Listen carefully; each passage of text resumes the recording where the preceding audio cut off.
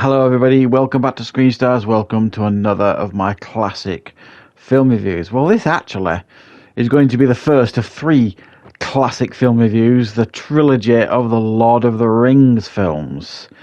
Now the first one, Lord of the Rings, The Fellowship of the Ring, was released in 2001, directed by Peter Jackson, and has got one of the most celebrated casts of all time, certainly in my opinion. And what is my relationship to Lord of the Rings? Well, previous to this film, my relationship really had been scattered at best. I knew of the books. I remember reading the books back at school, secondary school. Beyond that, nothing really, other than having some knowledge mainly of The Hobbit, if I'm honest, not so much the Lord of the Rings books. But this film was the first film I ever went to the cinema to see with Lisa, who is now my wife. We were dating at the time, and it was like a Christmas tradition because they came out around Christmas time in the UK, these films. And we went every year when one of the Lord of the Rings films was released to go and see them. And I just adored this film. I still do. I think while I am revisiting all of these films, because I've just recently picked up the brand new remastered extended edition from HMV, which I've shown in my recent pickups video, I've just rewatched the extended edition of Lord of the Rings, Fellowship of the Ring. So what you could argue this is a review of the extended edition, but it's not really. I mean, it's the Fellowship of the Ring. For me, I've always kind of been the same. When an extended edition version or a director's cut or whatever you want to call it comes out of a film, I generally speaking can't go back to like the vanilla version of those films or the theatrical version of those films. I can't, because usually the extended editions are generally better. Or the director's cuts are generally better than the one that we got in the theatrical version. And the extended editions of these Lord of the Rings films are significantly better, I think, than the theatrical versions, which is some statement when you consider that the theatrical versions of these films were incredible. It's not that, I mean, it's not night and day in regards to the differences here, but in my opinion, the extended cuts add so much more to these movies. So I'm going to make my way through all the extended editions of all three of these films and give you a bit of my feedback on the films. What is the Fellowship of the Ring about? For anybody or the one person watching this who's never seen any of the Lord of the Rings films.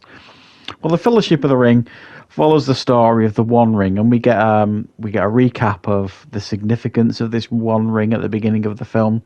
That was forged in Mount Doom, and it's one ring to rule them all. Very, very powerful ring. We see it fall through time. It ends up in Bilbo Baggins's hand in the Shire. But ultimately, Sauron is coming back from to rule Middle Earth, basically, and he wants his One Ring back. And Frodo Baggins is sent on a journey by Gandalf to get it basically to Rivendell, the home of the elves, and then it's then decided there that the ring needs to be destroyed, and the only place it can be destroyed is in Mount Doom, where it was created. So they form a Fellowship of the Ring, which consists of 4 hobbits: Gandalf, Aragorn, Boromir, the dwarf and the elf, John Rhys Davis's character and Orlando Bloom's character, and off they go on this quest to destroy the ring. Now, we've still got 2 films to go, so obviously they don't manage to do this in the first film. By the end of this, and there's going to be somewhat spoilers here, guys. If you're not interested in spoilers, then, turn off now, I guess. But at the end of this film, they don't manage to get it to Mount Doom, and ultimately Frodo ends up going off on his own because he can see the ring corrupting those around him. And he struggles to know who he can trust, so he feels like he can just only do it on his own. But obviously he takes Sam with him at the end of the film as well, because those two are inseparable.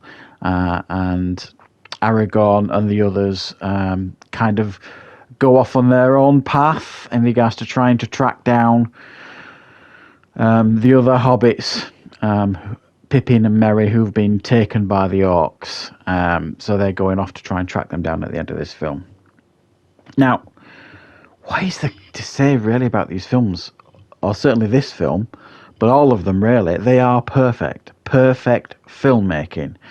One thing stood out when I watched this with my wife when we rewatched it, and we watched it over 2 nights. With it being the extended edition, it's essentially close to 4 hours long. So we kind of did it in 2 sittings, which I don't generally like to do, but it actually worked out quite well. It was almost like having an intermission over a night for the next one. And it worked out really, really well. I really, really enjoyed it. And one thing that we talked about while we're watching it is just how relaxing it is to watch this film.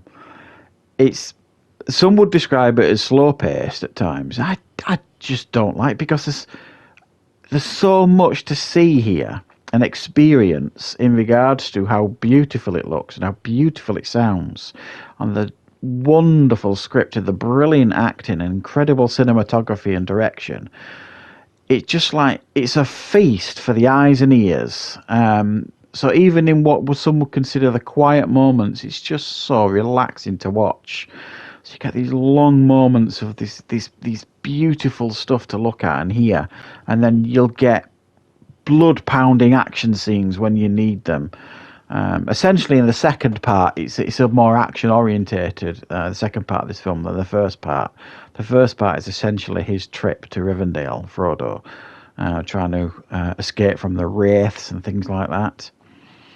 But ultimately, I personally think this film is perfection. It's arguably my favourite one of the 3. It always has been, but I'm reserving judgment until I've rewatched the other 2, because it's been a number of years since I've watched them all, certainly in such close proximity to each of them, especially the extended editions.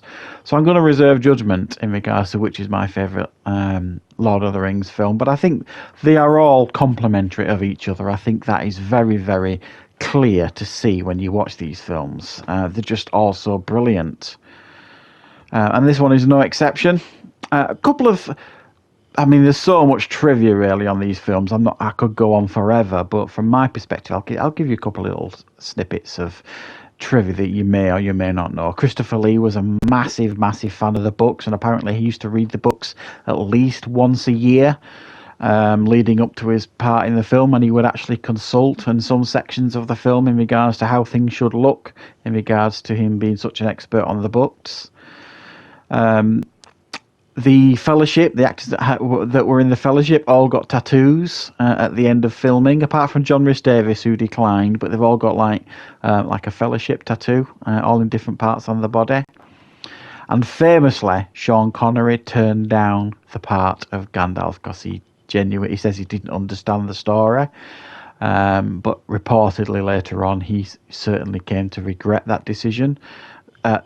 As great as Ian McKellen is in the role, and he is fabulous, you can't really imagine anybody else doing it. It would have been fascinating to see Sean Connery in that role as well. So The Fellowship of the Ring, it's the start of, arguably and debatably, the greatest trilogy of all time. I know I've done a top 10 list of my favourite trilogy of all time. I don't think I put this at number 1. I think I put the Dark Knight trilogy at number 1. But my feelings may change after rewatching all 3 of them again, because generally speaking, I think they're all incredible films, and just really, really strong contender, I think, for the greatest trilogy of all time. So I'm really looking forward to watching The Two Towers. I think that's a really great film as well, especially the huge battle at the end. So I'm excited to get that watched as well. But let me know, guys, in the comments what are your thoughts on the Lord of the Rings trilogy or the Fellowship of the Ring. And also, what are your thoughts on Amazon? Are apparently bringing this back as a TV show. I think it's a brave thing to do because they're basically messing with perfection here, but I will reserve judgment and see what they are going to deliver. So thanks for watching, everybody. I'll be back with plenty more reviews and content on the channel very, very soon.